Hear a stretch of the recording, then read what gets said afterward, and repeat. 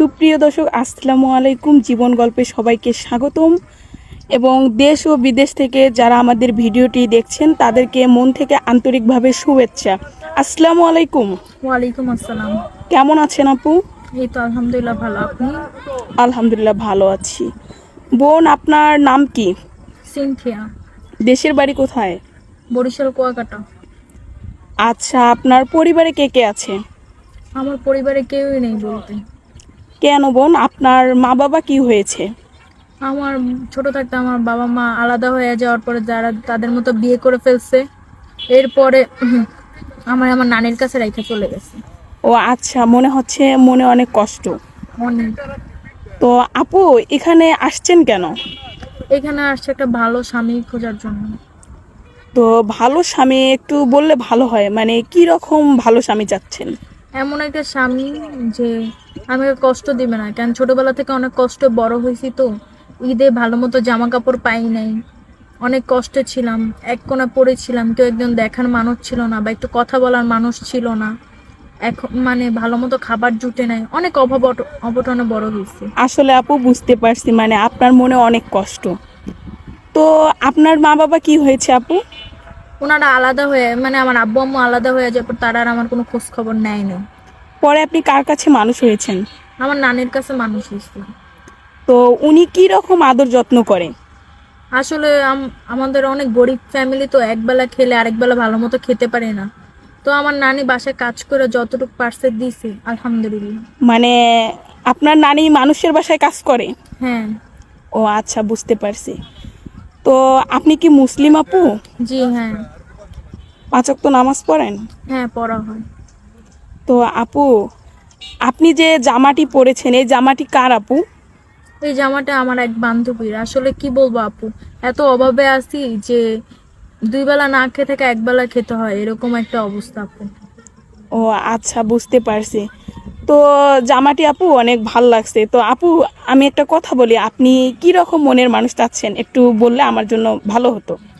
এমন একটা মনের মানুষ, কেন ছোটবেলা থেকে অনেক কষ্ট বড় হয়েছে তো আপু, এখন আর বিয়ের পরে চাই না স্বামী সংসার যে কষ্ট করতে। এমন একটা মানুষ চাই যে আমাকে অনেক ভালোবাসবে, আগলায় রাখবে, দেখা রাখবে। হ্যাঁ, আমিও তাকে ভালোবাসবো। সে প্রবাসী হইলেও আমার কোনো আপত্তি নাই, তার বয়স বেশি হইলেও আমার কোনো আপত্তি নেই। খালি এমন হতে হবে যে আমাকে ভালোবাসা আগলায় রাখবে। এই অনেকে মানে অনেক ভাইদের মানে বউ আছে, বাচ্চা আছে, বা আমার তাতেও কোনো আপত্তি নেই। শুধু আমার স্বামীটা আমার দিক দিয়ে ভালো হইলেই হবে। এক কথায় লয়াল থাকতে হবে। হ্যাঁ। যদি কোনো প্রবাসী ভাই আপনাকে বিয়ে করতে চায় বা ভালোবাসতে চায়, আপনি কি রাজি আছেন? হ্যাঁ অবশ্যই আমি রাজি আছি। কেন বলতে, আমার নানি এতদিন ছিল তো। আমার নানি গত 2 সপ্তাহ আগে মারা গেছে। তো এখন এই পৃথিবীতে বলতে আমার কেউই না, আমি পুরাই এতিম। ও আচ্ছা আপু, বুঝতে পারছি। যদি কোনো প্রবাসী ভাই আপনাকে বিয়ে করে দেশের বাইরে নিয়ে যেতে চায়, আপনি কি রাজি আছেন? হ্যাঁ অবশ্যই আমি যাব। বা বিয়ের পর কোথায় যাওয়ার ইচ্ছে আছে আপু? আমার স্বামী যে জায়গায় যাবে আমি ওই জায়গায় যাবো ইনশাল্লাহ। আচ্ছা, এগুলো কি সত্যি বলছেন নাকি মানে ভিডিওর সামনে এগুলো বলছেন? না আপু, মিথ্যা কেন বলবো বলেন। আসলে কেউ ফোনের সামনে এসে তো আর মিথ্যা বলে না। কেন বলতেছি, জীবনও এত কষ্ট করছি, কি বলবো। এমনও ঈদ গেছে যে পোলা মাংস তো দূরের কথা, ভাতই ভালো মতো খেতে পারিনি। ও আচ্ছা আপু, বুঝতে পারছি। তো প্রবাসী ভাইরা কেউ কেউ সিঙ্গেল থাকে, আবার কোনো কোনো ভাই সিঙ্গেল থাকে না। 40, 50 বা 60 এরকম যদি কোনো ভাই আপনাকে বিয়ে করতে চায়, আপনি কি রাজি আছেন? হ্যাঁ রাজি আছি। ও আচ্ছা, বুঝতে পারছি। এগুলো কি মন থেকে বলছেন আপু? না, মন থেকে। আমরা এমন একটা জীবন সঙ্গী চাচ্ছি, ও যদি আমার নিয়ে কুড়ে ঘরও রাখে আমার তাতেও আপত্তি নেই। ও আচ্ছা। আমি শুধু তার, যদি সে আমাকে ভালোবাসে বা আগলায় রাখে, আমি তার সাথেই থাকবো সারাটা জীবন, মৃত্যুর আগ পর্যন্ত।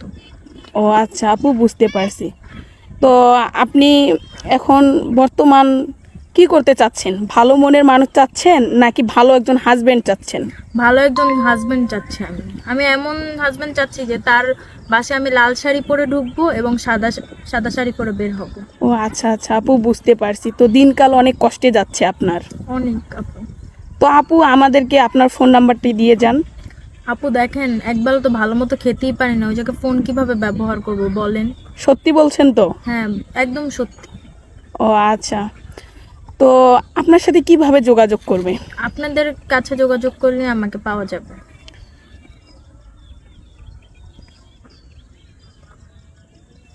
তুই এই কথাটি মন থেকে বলছেন তো?